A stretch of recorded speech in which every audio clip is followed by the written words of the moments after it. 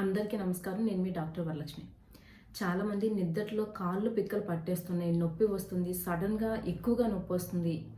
గాఢ నిద్రలో ఉన్నా కూడా ఈ నొప్పి వలన మెలకు రావటం, లేదంటే లేచి నిలబడడం, నడవటం చేయాల్సి వస్తుంది అని చాలామంది కంప్లైంట్ చేస్తున్నారు. అసలు మామూలుగా మనకి కాళ్ళ వెనక భాగంలో కాఫ్ మజిల్ అని ఉంటుంది అనమాట. ఈ మజిల్లో ఎక్కువగా నొప్పి వస్తుంది. దాన్నే మనం పిక్కలు పట్టేయడం అది అంటాం అనమాట. ఒక్క కాళ్ళ భాగంలోనే కాదు, తొడల భాగంలోని, పాదం భాగంలో కూడా ఈ క్రాంప్స్ అనేవి కనిపిస్తూ ఉంటాయి. అసలు ఈ క్రాంప్స్, నిద్రలో పిక్కలు పట్టేయటం, ఎక్కువగా నొప్పి రావటం అసలు కారణం ఏంటి? వీటికి చాలా రకాల కారణాలు ఉన్నాయి. డెఫిషియన్సీస్ వలన రావచ్చు.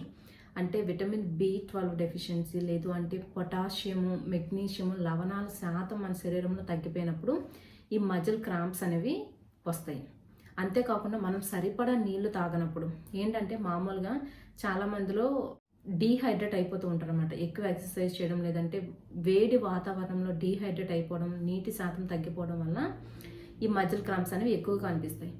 ఇంకా నీళ్లు సరిపడా తీసుకుంటున్నాం కానీ మజిల్ క్రాంప్స్ వస్తున్నాయంటే డయూరిటిక్స్ వాడుతుంటారు కొంతమంది. వాళ్ళకి అవసరం ఏంటంటే, పాదాలు వాపులు ఉన్న వాళ్ళల్లో నీటి శాతం తగ్గడానికి డయూరిటిక్స్ టాబ్లెట్స్ అవి వాడుతుంటారు అనమాట.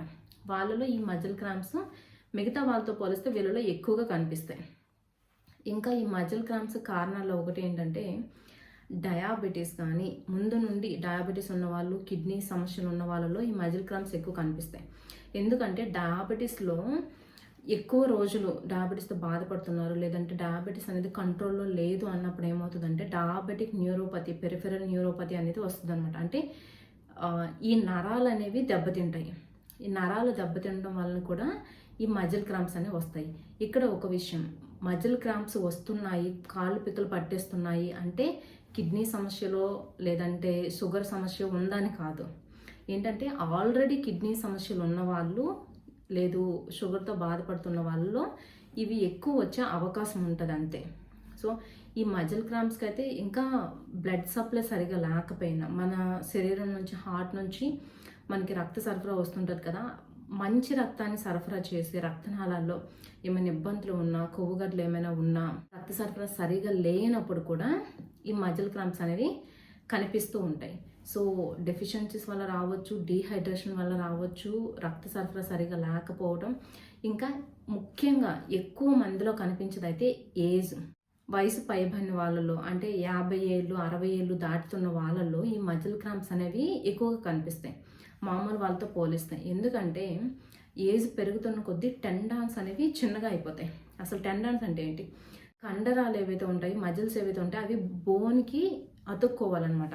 ఇలా కండరం నుంచి బోన్కి అతుక్కోవడానికి హెల్ప్ చేసేది టెండాన్స్. ఈ టెండాన్స్ అనేవి వయసు పైబడుతున్న కొద్దీ టెండాన్స్ అనేవి చిన్నగా అయిపోతాయి అనమాట. దాని వలన కూడా ఈ క్రాంప్స్, కాళ్ళు పిక్కలు పట్టేయడం అనే సమస్యలు కూడా ఎక్కువగా కనిపిస్తూ ఉంటాయి.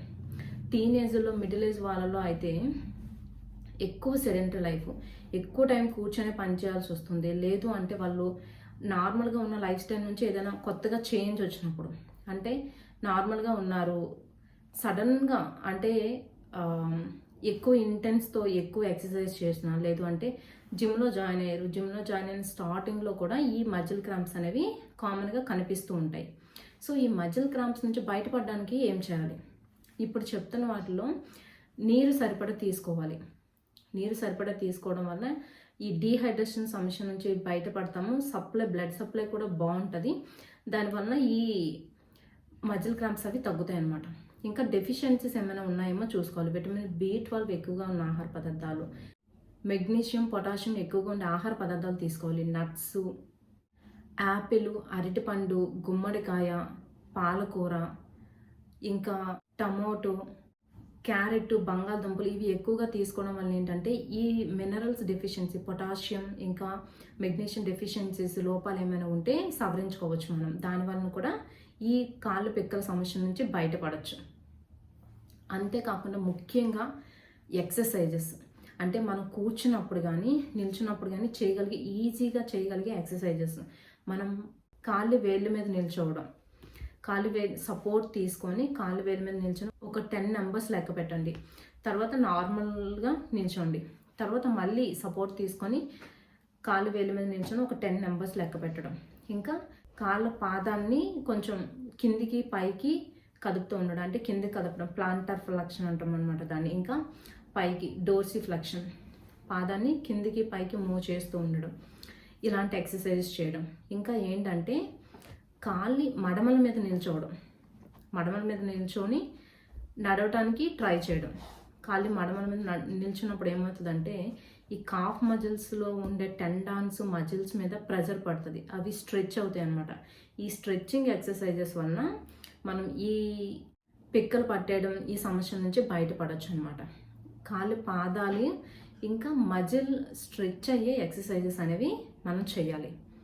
అంతేకాకుండా కొంతమందికి ఫ్లాట్ ఫుట్ అనేది ఉంటుంది అనమాట, అంటే ఆర్చ్ అనేది ఉండదు వీళ్ళల్లో. మంచి ఫుట్కి సపోర్ట్ ఇచ్చే, ఈ పాదానికి సపోర్ట్ ఇచ్చే షూస్ అనేవి వాడాలన్నమాట. ఆర్చ్ ఉన్న షూస్ అవి వాడితే ఈ క్రాంప్ సమస్యలు అనేవి రాకుండా ఉంటాయి. ఈ ఫ్లాట్ ఫుట్ ఎవరికైతే ఉంటుందో వాళ్ళలో ఎక్కువ ఈ క్రాంప్స్ అనేవి కనిపిస్తుంటాయి అనమాట.